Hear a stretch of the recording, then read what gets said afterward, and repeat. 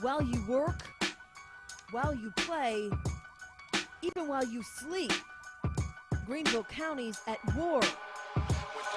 Welcome to the streets, where deputies are out in force to take them back. We do have gangs in Greenville County, and I've seen an increase in the growth of gangs and gang activity in the past 5 years that I've been in office. But if you don't believe the top man who sits behind a desk, believe the guy Sheriff Steve Loftus has on the road, the new gang task force.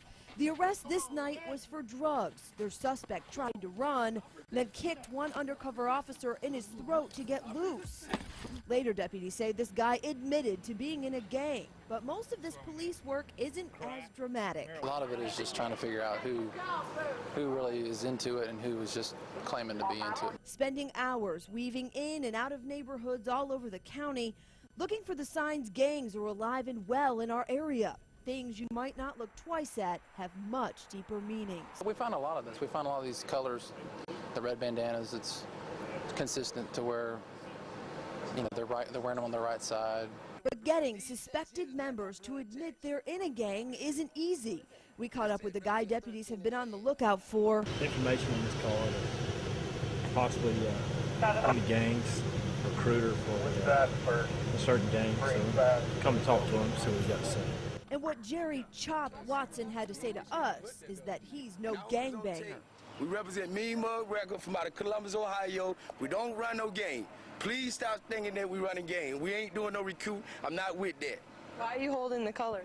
The color, because it represents our color, black and red. That's the color we represent for Mean Mug Records. That's not the Bloods. It's not the Bloods. Yes, national gangs have set up shop here in the upstate looking to expand. Through this frontline kind of information gathering, deputies say there are about 30 gangs in Greenville County alone, getting bigger by the day. We've been able to prove that there's some gang members from up north or from out west that have been sent to Greenville specifically for recruiting, organizing. Sucking our children into a lifestyle of crime, increasing the county's problems. There normally is criminal activity related to gangs with gangs. That's where we're concerned. The sheriff says they've been able to tie a couple of shootings, rashes of car break-ins, and thefts to gangs. But the groups mostly make their money off drugs, and there was no shortage this night of charges. Possession of cocaine, and possession of marijuana, and unlawful possession of a firearm.